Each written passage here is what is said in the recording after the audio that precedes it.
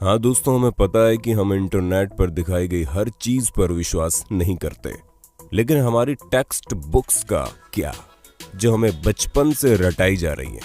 जी हाँ दोस्तों, बचपन से रटी रटाई चीजें भी कभी कभार गलत साबित हो जाती हैं। फिर चाहे वो ग्रेट वॉल ऑफ चाइना का स्पेस से दिखना हो या फिर जीनियस अल्बर्ट आइंस्टीन का स्कूल में मैथ में फेल हो जाना। इसलिए दोस्तों दिल थाम कर बैठिए, क्योंकि आज हम आपको उन झूठ के बारे में बताने वाले हैं जिन्हें आप सदियों से सच मानते आ रहे हैं। और अंत में जो सच्चाई हमने आपके सामने रखी है ना, उसे जानकर आप हंसी से लोटपोट हो जाएंगे। चलिए दोस्तों, अब आपके सबसे फेवरेट माइकल जैक्सन की बात करते हैं, क्योंकि इस बात से कोई इनकार नहीं कर सकता कि माइकल जैक्सन ने पॉप म्यूजिक में एक अलग ही मुकाम हासिल किया था, जहां ये सिंगर के साथ साथ एक बेहतरीन डांसर भी थे और इनके डांस मूव तो वाकई माशाल्लाह थे। ऐसे में उनका मून वॉक करने का जो स्टाइल था वो लोगों में बड़ा फेमस हुआ। पर अफसोस दोस्तों, आपको जानकर हैरानी होगी कि इस मून वॉक को माइकल जैक्सन ने इवेंट नहीं किया था। हालांकि उन्होंने इसे सबसे पहले 1983 में परफॉर्म किया था, पर दोस्तों असल में माइकल जैक्सन ने ये मून वॉक कैस्पर कैंडिडेट और कूली जैक्सन से सीखा था, जिन्होंने 1970 में इसे परफॉर्म कर दिया था। वहीं मार्शल मार्कियो ने भी इस मूनवॉक को माइकल जैक्सन से पहले परफॉर्म कर दिया था, और इन सभी लोगों से पहले बिल बैले नाम के टैप डांसर ने भी इसे परफॉर्म किया था। ऐसे में ये बता पाना मुश्किल है कि इस मूनवॉक को किसने इन्वेंट किया, लेकिन वो शख्स माइकल जैक्सन तो नहीं है। अब आप एक और सिर घुमा देने वाली बात सुनिए, क्योंकि आप लोगों ने कार्बन डेटिंग का नाम तो सुना ही होगा।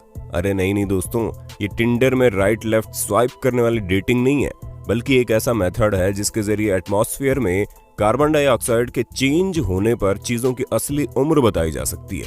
ऐसे में आर्कियोलॉजिस्ट कार्बन डेटिंग का इस्तेमाल करके ये पता लगाते हैं कि उनके द्वारा खोजी गई चीजें कितनी पुरानी है, और इसी वजह से हम भी आपको जितनी भी चीजों की जानकारी देते हैं उनकी उम्र कार्बन डेटिंग के हिसाब से ही होती है। और विलर्ड लिबी नाम के जिस प्रोफेसर ने कार्बन डेट्स का पता लगाया था, और इस काम के लिए उन्हें नोबेल प्राइज भी मिला था। लेकिन दोस्तों दिल थाम लीजिए, क्योंकि हम आपको बता दें कि कार्बन डेटिंग के जरिए चीजों की असली उम्र पता लगाना बहुत मुश्किल है। और ऐसा इसलिए क्योंकि हर जगह का एटमॉस्फेयर अलग अलग तरीके से चेंज होता है। हालांकि कुछ हद तक चीजें सही जा सकती है, लेकिन अब आप खुद सोचिए कि दो प्लांट हो जिनमें से एक अमेरिका में हो और एक ग्रीनलैंड में, तो जाहिर सी बात है कि टेम्परेचर इफेक्ट की वजह से दोनों की ग्रोथ में काफी डिफरेंस आएगा। इसी तरह से कार्बन डेटिंग का भी हिसाब किताब है। अब चलिए दोस्तों, आपको एक और मिथ बस्टर स्टोरी सुनाते हैं, जो किसी और की नहीं बल्कि लॉक नेस मॉन्स्टर की फेक फोटो स्टोरी है। जी हाँ दोस्तों, जहां इस मॉन्स्टर की फोटो को न्यूज़पेपर में दिखाकर लोगों को हैरान करने में कोई कसर नहीं छोड़ी गई थी, और कई सारे लोग तो इस बात पर विश्वास भी कर बैठे थे कि सालों पहले गायब हो चुका ये क्रिएचर अब वापस से तहलका मचाने आ गया है। ऐसे में दोस्तों लॉक नेस को स्कॉटलैंड में देखे जाने की बात कही गई। इस तस्वीर को सबसे पहले रॉबर्ट केनेथ विल्सन ने 1934 में लोगों के सामने रखा, और करीब 60 सालों तक इनकी ली गई इस तस्वीर को सच्चा समझा जा रहा था। लेकिन वो कहते हैं ना कि झूठ के दिन 4, सच चले 1000 साल। हाँ दोस्तों, हमें पता है हमारी बनाई गई कहावत उतनी अच्छी नहीं है, लेकिन इस जगह पर बिल्कुल फिट बैठती है, क्योंकि 1994 में ये बात लोगों के सामने आ गई कि लॉक नेस मॉन्स्टर का जो शेप उस तस्वीर में था वो कुछ और नहीं बल्कि एक टॉय सबमरीन थी, जिसे पानी में इस तरह डाला गया था कि वो उस क्रिएचर की तरह दिखाई दे। और ऐसा मर्म्यूडेक नाम के जर्नलिस्ट ने किया था ताकि वो अपने न्यूज़पेपर से बदला ले सके, क्योंकि उनके न्यूज़पेपर ने लॉक नेस मॉन्स्टर के बारे में छापने की वजह से उन्हें बातें सुना दी थी, और इसी वजह से उन्होंने इतनी बड़ी कहानी रची जिसके चंगुल में दुनिया करीब 60 सालों तक थी। दोस्तों, जब आप दुनिया के अजूबों के बारे में सोचते होंगे तो आपके दिमाग में सबसे पहले क्या आता होगा?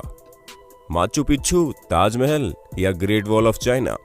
लेकिन बाकी सबका तो ठीक है, लेकिन ग्रेट वॉल ऑफ चाइना के बारे में हम आपको बता दें कि इतना भी ग्रेट नहीं है कि स्पेस से दिखने लग जाए।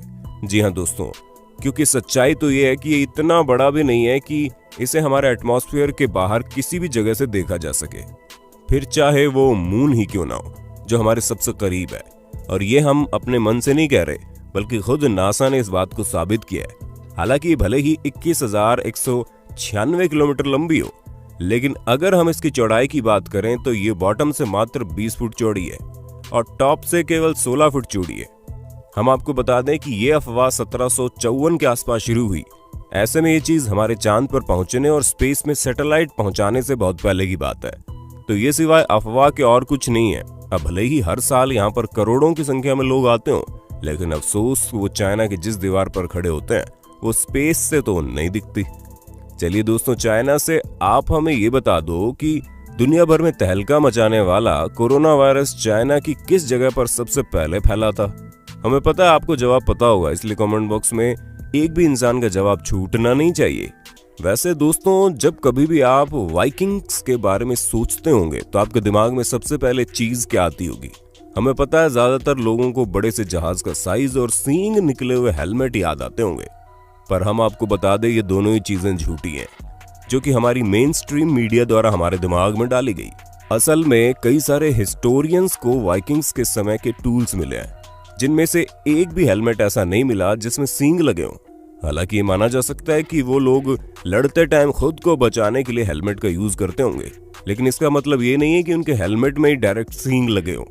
दोस्तों, ये जो अफवाह है ये तब से फैलनी शुरू हुई जब गुस्ताव मालस्ट्रोम नाम के आर्टिस्ट ने अपने आर्ट में वाइकिंग्स के हेलमेट में सींग लगा दिए, और तभी से लोग ये समझने लगे कि उनके हेलमेट में सींग होते थे, जबकि ऐसा कुछ भी नहीं है। तो दोस्तों, हमें पूरी उम्मीद है आपको अपने होस्ट और दोस्त सैम की वीडियो में मजा आ रहा होगा। अगर हाँ तो साथ ही वीडियो को लाइक करते चलिए, ताकि हम फ्यूचर में भी इसी तरह की इंटरेस्टिंग वीडियोस लाते रहें। दोस्तों, अब हम आपके दिमाग की सबसे बड़ी उपज को दूर करते हैं, क्योंकि कई सारे लोगों को ये सिखाया जाता है कि अल्बर्ट आइंस्टीन, जो कि इतने बड़े जीनियस थे, वो हाई स्कूल में बेसिक मैथ की वजह से फेल हो गए थे। तो दोस्तों, ये बिल्कुल गलत है। जी हाँ, ऐसा कुछ भी नहीं है, बल्कि आइंस्टीन तो उल्टा मैथ के जीनियस थे। जहां मात्र 15 साल की उम्र में उन्होंने मैथ में अपनी बहुत अच्छी पकड़ बना ली थी। अब दोस्तों, जाहिर सी बात है, जो शख्स फिजिक्स की दुनिया में इतनी बड़ी उपलब्धियां पाया हो, उसे बेसिक मैथ ना आती हो, वो भी हाई स्कूल के समय में, ये चीज थोड़ी सी खटकती है। पर हमें तो बुरा उन लोगों के लिए लगता है जो ये सोचते हैं कि उन्हें मैथ नहीं आएगी, फिर भी वो साइंटिस्ट बन जाएंगे। अरे दोस्तों, साइंटिस्ट बनने के लिए मैथ भी जरूरी है, ठीक उसी तरह जिस तरह सिंगर बनने के लिए अच्छा गाना जरूरी है, और डांसर बनने के लिए अच्छे मूव्स करने जरूरी हैं, क्योंकि ये सभी चीजें बेसिक्स हैं। दोस्तों, हमें पता है आपको इस बारे में कुछ भी पता नहीं होगा, लेकिन हम आपको बता दें कि 19वीं सदी के मध्य में अमेरिका में एक बहुत बड़ी अफवाह चली थी, जहां पर सिगरेट बेचने वाली कंपनियां एडवर्टीजमेंट में कहती थीं कि सिगरेट सेहत के लिए अच्छी होती है। जी हाँ दोस्तों, हैरान मत होइए, एक्चुअल में ऐसा होता था क्योंकि कुछ कंपनियां ये तक कहती थी कि डेंटिस्ट खुद लोगों को सिगरेट पीने की सलाह देते हैं और ये सेहत के लिए बहुत अच्छी होती हैं, जिससे टेंशन वगैरह भी कम होता है। और इस तरह के कई सारे एड कैंपेन उस समय चल रहे थे, जिसकी वजह से अमेरिका के करीब 45% लोग सिगरेट की लत लगा चुके थे।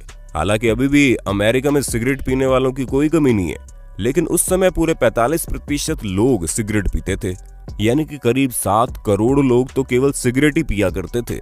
वो तो बाद में पता चला कि ये सेहत के लिए हानिकारक है, जिससे भगवान आपको अपने पास जल्दी बुला लेते हैं, और इसी वजह से लोगों ने मरने के डर के कारण सिगरेट को टाटा बाय बाय कहना जरूरी समझा। पर शायद अभी भी कुछ लोग इस बात को नहीं समझते हैं। इजिप्ट में बना पिरामिड किसने बनाया था? तो हमें पता, आप यही जवाब देंगे कि इजिप्ट में रहने वाले मजदूरों ने मेहनत करके इस पिरामिड को तैयार किया था। लेकिन हम आपके भ्रम को तोड़ते हुए ये कहना चाहते हैं कि बिल्कुल भी सच नहीं है। असल में इस पिरामिड को बनाने वाले ज्यादातर लोग मजदूर थे ही नहीं। जी हाँ, इस पिरामिड को बनाने के लिए एंशिएंट इजिप्ट की अच्छी खासी पॉपुलेशन ने अपना बढ़ चढ़कर योगदान दिया था, जहां करीब 85 सालों तक, जिसमें 2589 बीसी से लेकर 2504 बीसी का समय लगा। और इतने समय के अंतराल में इजिप्ट के रहने वाले लोगों ने अपना खून पसीना करके इस पिरामिड को तैयार किया था, ताकि वो अपने नेशनल आइकॉन को खड़ा कर सके। ऐसे में जो लोग इतने बड़े बड़े पत्थरों को नहीं उठा सकते थे, उन्होंने यहाँ पर काम करने वाले लोगों के लिए खाना, रहने और बाकी चीजों की व्यवस्था की। यानी कि हर इंसान ने अपने लेवल का काम किया, जिसमें कुछ लोग सिक्योरिटी के लिए काम करते थे, तो कुछ लोग भारी भरकम पत्थरों को जुटाने के लिए दूर दराज इलाकों में चले जाते थे, ताकि वो अपने नेशनल आइकॉन को खड़ा कर सके। ऐसे में दोस्तों, उनकी मेहनत रंग लाई और ये पिरामिड वाकई में दुनिया भर में जाना जाता है। दोस्तों आज के लिए बस इतना ही। उम्मीद है आपको हमारी वीडियो पसंद आई होगी। अगर हाँ तो इस वीडियो के बारे में हमें कमेंट करके जरूर बताना और ऐसे इंटरेस्टिंग वीडियोस लगातार देखने के लिए हमारे चैनल को लाइक, शेयर और सब्सक्राइब करना बिल्कुल ना भूलें। धन्यवाद।